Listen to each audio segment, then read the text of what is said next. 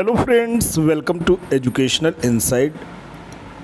दोस्तों, अगर आप बेसिक शिक्षा परिषद के नियंत्रणाधीन उत्तर प्रदेश के किसी भी परिषदीय विद्यालय में शिक्षक शिक्षिका भाई बहन हैं और समायोजन को लेकर के चिंतित हैं तो आपको परेशान होने की बिल्कुल भी ज़रूरत नहीं। तमाम तथाकथित प्रतिनिधिगण जो आपको अपना नेता बताते हैं वो आपसे पैसे मांग रहे हैं। उद्देश्य आपको सुरक्षा पहुंचाना है। उनका उद्देश्य कोर्ट के माध्यम से आपको सुरक्षित करने का है। किसी भी प्रकार की विधिक या न्यायिक प्रक्रिया का अंग होने से पहले यह बात सुनिश्चित कर लें, अपने को एंश्योर कर लें कि आखिर हम समायोजन की प्रक्रिया में आ रहे हैं या नहीं। बिना जांचे परखे अंधानुकरण या किसी के ऊपर विश्वास करके अपने आप को न्यायिक और विधिक प्रक्रिया का अंग बना लेना और सरकार के खिलाफ किसी भी प्रकार का दोस्तों कार्य करना उचित नहीं है। ये वीडियो बनाने का उद्देश्य ही यह है कि वस्तुस्थिति आपके सामने क्लियर हो जाए। एक जनपद जो कि सिद्धार्थ नगर है, वहाँ की सूची प्रकाशित हुई है। आप दोस्तों देख पा रहे हैं, ऊपर ही टाइटल लिखा हुआ है, अंतर जनपदीय स्थानांतरण या समायोजन वर्ष 2024-25 हेतु सरप्लस एवं आवश्यकता वाले विद्यालयों की सूची। एक, पूर्णतया प्राथमिक विद्यालय। अब ये प्राइमरी स्कूल का मानक के हिसाब से कौन शिक्षक सरप्लस हैं, कौन शिक्षक डेफिसिट है, ये बात दोस्तों सामने आई है। छात्र संख्या के आधार पे राइट टू एजुकेशन एक्ट के आधार पे 31 मार्च 2024 में कक्षा 1 से 5 तक जो नामांकित विद्यार्थी रहे हैं उसके आधार पे पूरी की पूरी सूची को बनाया गया और काफ़ी हद तक दोस्तों ये सूची आपके मार्गदर्शन के निमित्त है। आप देख पा रहे हैं सिद्धार्थ नगर में अगर हम देखें तो यहाँ पे पीएस बरानी जो है ये विद्यालय, इसमें आप टोटल इनरोलमेंट एज ऑन 31 मार्च 2024 आप दोस्तों देख लें, यहाँ 62 बच्चे नामांकित इनके हैं। तो number of teachers required as per pupil teacher ratio 30 पे दोस्तों एक शिक्षक है, 60 पे 2 शिक्षक होगा।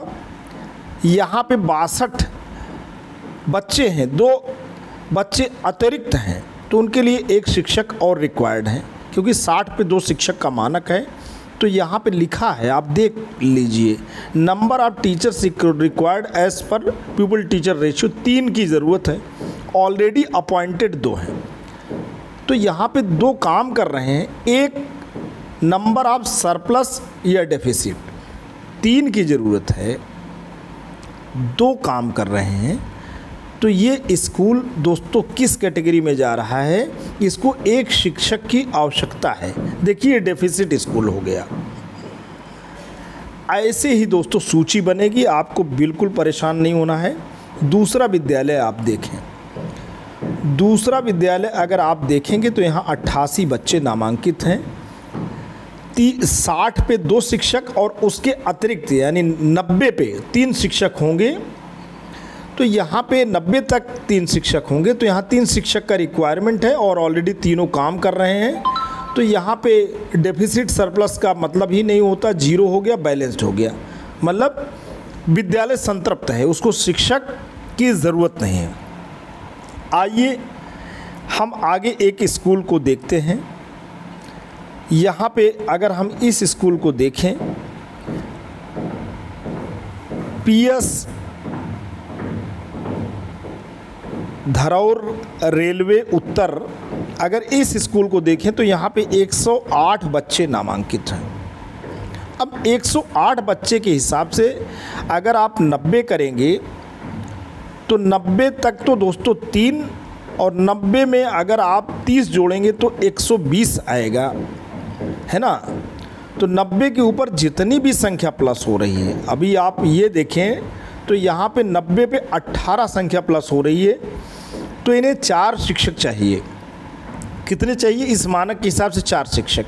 यहाँ 2 काम कर रहे हैं, 2 की ज़रूरत है। ये डेफिसिट स्कूल हो गया। अब ये डेफिसिट स्कूल आपने देखा, ये डेफिसिट, बैलेंस्ड, डेफिसिट, अभी आप सब डेफिसिट देख पा रहे हैं। बैलेंस्ड, डेफिसिट, ये पूरी की पूरी जो सूची आई है अगर आप देख पा रहे हैं तो डेफिसिट स्कूलों की सूची, बैलेंस और डेफिसिट स्कूलों की सूची है। आप देख पा रहे हैं कि पूरी की पूरी सूची डेफिसिट और बैलेंस्ड स्कूलों की है। यानी डेफिसिट यानी जहाँ पे ऐसे स्कूल की ये सूची सिद्धार्थ नगर में कक्षा 1 से 5 तक पब्लिश हुई है, जहाँ पे आपका शिक्षकों की ज़रूरत है डेफिसिट। क्योंकि कहीं भी अभी इस सूची में हम पूरा का पूरा स्क्रॉल कर रहे हैं, कहीं भी ये दोस्तों आप देख सकते हैं ये स्कूल सरप्लस को बता रहा है। यानी सरप्लस की भी सूची है, केवल डेफिसिट की हम नहीं कहेंगे। इस स्कूल पे अगर हम गौर करें 248वें क्रमांक पे जो विकास खंड है बंसी है, पीएस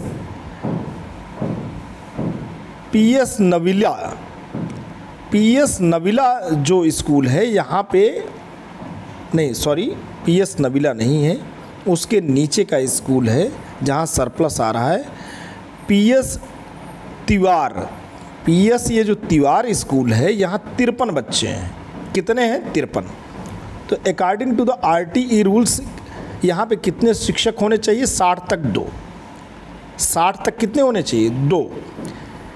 और यहाँ पे है क्या? 60 तक 2 होने चाहिए। यहाँ पे 3 टीचर इस स्कूल में काम कर रहे हैं। भाई 60 बच्चों पे 2 शिक्षक को काम कर रहे हैं 3, तो 1 सरप्लस हुआ ना, तो 1 माइनस हो जाएगा और डेफिसिट में प्लस होगा। 1 सरप्लस हो गया, आप देख पा रहे हैं। तो दोस्तों ये सरप्लस और डेफिसिट और बैलेंस्ड की सूची है। यहाँ पे आप सरप्लस आप देख पा रहे हैं। इस स्कूल को देखिए जहाँ 105 छात्र संख्या है। यहाँ पे अगर आप देखें तो 90 पे 3 शिक्षक और उसके बाद 15 बच्चे और हैं, तो 4 शिक्षक होने चाहिए। 5 काम कर रहे हैं, 1 जो है सरप्लस है, तो ये 1 माइनस होगा। 1 यानी विद्यालय को क्विट करेंगे, उनको एक जो औपचारिक प्रक्रिया है उसके तहत स्कूल को छोड़ना होगा।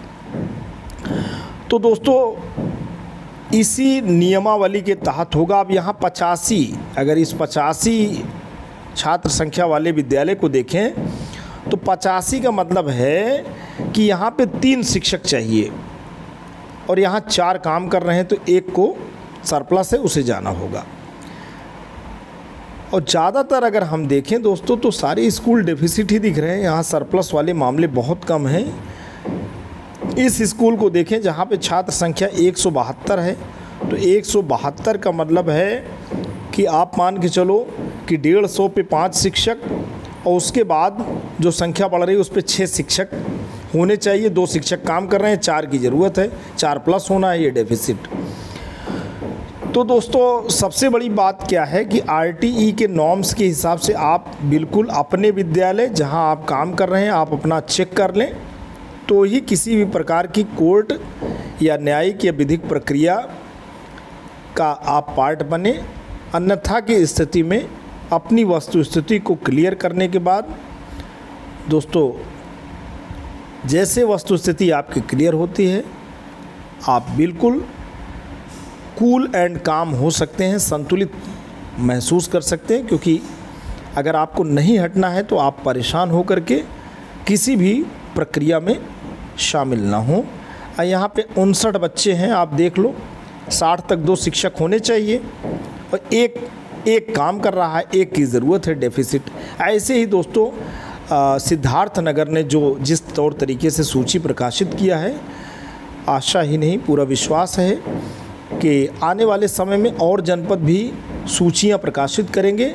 और मानक तो दोस्तों पूरे प्रदेश में एक जैसा है, इसलिए आपको परेशान होने की ज़रूरत नहीं। और अगर किसी जनपद से सूची प्रकाशित होती है तो हम बिल्कुल आपको रूबरू कराएंगे, बिल्कुल हम आपको का मार्गदर्शन करेंगे। एजुकेशनल इनसाइट आपका चैनल है, शिक्षकों का चैनल है। अगर आप इस चैनल पे पहली बार विज़िट कर रहे हैं तो प्लीज़ आप इसको सब्सक्राइब कर लें। हम आपके लिए ऐसे ही मार्गदर्शक वीडियोज़ लाते रहते हैं। Thanks for watching and listening. This is Ajay Prakash Dubey.